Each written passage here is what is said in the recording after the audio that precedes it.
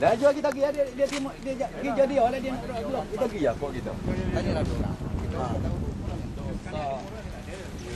Kita pergi lah. Dia nak sekat-sekat lah orang itu. Terima kasih Jebah. Jumpa dengan pengurus sendiri. Ayah nak jumpa pengurus. Dah sekarang panggil pengurus. Kami ni.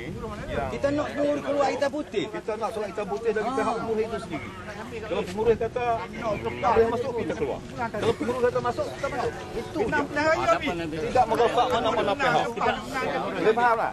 Kita nak sudah masuk Boleh faham atau tidak? Okey. Okey, terima kasih. Jadi tunggu pengurus lah ni. Kita tunggu pengurus kat luar. Kita ikut law lah. Kalau dia suruh dia tahan tunggu pengurus. Tetapi bagi pihak saya nak hitam putih. Nak sorak. Bagi pihak larangan pihak Kita pergi sikit ya. banyak yang kita tak tahu. Siapa mereka kat pos ramai-ramai? Itu buat jawab dengan UMNO tu apa muda UMNO. Kita pakai uniform bang. Bertugas. Tak ada. Dia orang tak ada kena-mena. Ada yang pakai uniform KRT dengan rela saja. Itu kata Yang tak pakai ni apa? Dia tak ada Kenapa Along suruh saya berhenti tadi? Arahnya. Kenapa Along suruh dia berhenti? Along yang suruh Along dia suruh berhenti. Kenapa? Kenapa Along yang bagi Azhar berhenti? Kenapa Rela ikut arah Along bukan arah orang lain? Beliau ni tak boleh duduk sini. Kat depan pondok pas tu siapa? Kat pondok pas tu siapa?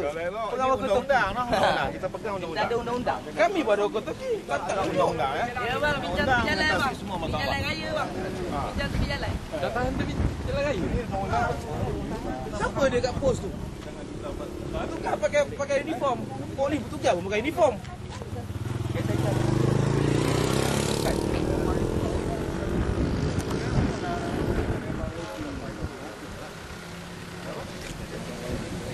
Sekarang ni dekat tempat dah. Pengurus mana? Aduh. Tujuan kita masa nak jalan ni. Tak minta nombor telefon boleh? Nombor telefon pengurus untuk kita call terus. Ya, kalau kita tunggu sejam tak guna ni. Minta dia orang nombor telefon pengurus kan call terus. Minta nombor telefon pengurus. Kita hormat pengurus lah kiranya, bukan sepatutnya kita boleh masuk je. Ada kain. Dekat surat ada kain tu. Kami minta kain. Dalam belakang tu.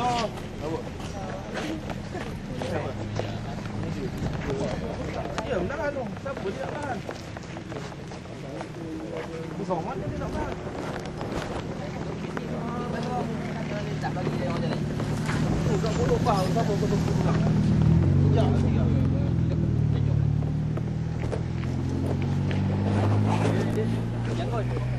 Dia cakap bang, dia cakap berapa lama kita tunggu.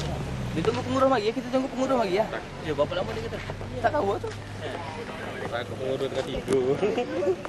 Pengurus tahu tak tahu. Tunggu aja. Dia saja lambat je.